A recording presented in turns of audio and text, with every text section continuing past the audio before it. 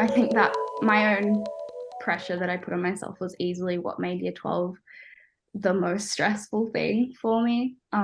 Because yeah, I'm really lucky and have a really supportive family and friends. Like no one was kind of saying, "Oh, you have to get all A's, or we're gonna kick you out," or something extreme. Like I had no pressures like that, and I guess I didn't necessarily handle that stress too well. I had this like, "Oh, I want to get this mark." But I was pretty lazy and a big procrastinator for at least half of year 12. Um, now I very much regret that because that just added to the stress, of course.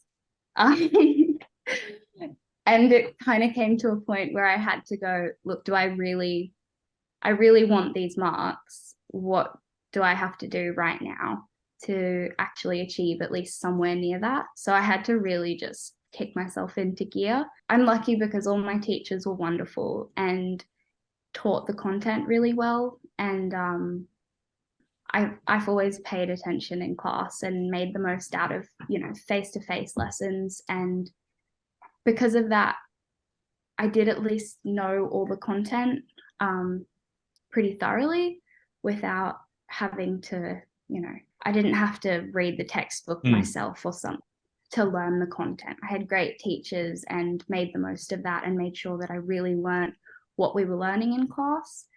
And having that as a base of knowledge to fall back onto was really helpful because it was like, okay, probably haven't done as much extracurricular study as I could have, but I know my content. So what can I do to work with that? And that was how I kind of, started pushing myself to get over these pressures was like, yeah, like that. Yeah, no, thanks for elaborating on that. I think I always say action is the best cure for stress, right? So when you're feeling stressed, the inclination, the more stressed you are, is to procrastinate for whatever reason. And the more that you should be doing a particular thing, the more resistance we feel towards doing that. So it's amazing when you just get into a flow of action, at which it sounds like you kind of switched gears at one point. And I think you intuitively have a kind of clock, right? You know when the last possible time is that you can start your run, right? And you get very good at that over time, especially at uni. The same thing happens. You're like, oh, I haven't revised for this subject, but you keep putting it off, keep putting it off. And then there's a time, maybe it's 3 or 4 days before the exam. You're like, if I start now, I can just get it covered. So I think, in the context of the HSC year, you also might have had that sense, which a lot of people do as well. But the key is to reduce stress, is to just chip away at things, I suppose. But it's always easier said than done. I was someone who usually left it a little bit late and then overstudied towards the end.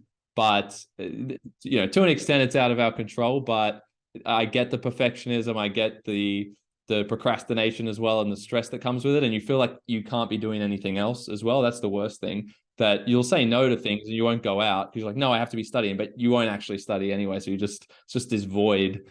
And so I think everyone, oh, not everyone, but a lot of people can relate to that probably. So anyway, I think it sounds like you kind of figured it out by the end, and well done on your resilience to the flooding. That's obviously horrible to hear. And I do remember obviously hearing about that, and even some of the schools we were speaking to, in terms of Jedel and the platform, were telling us about that, and we're trying to help out. But as you're saying, the internet, we're an online thing, the internet was a big issue. So that I'm glad you're able to kind of push forward. And if it was about a month out, that's obviously a huge disadvantage, but you obviously made a nice comeback and got back into it.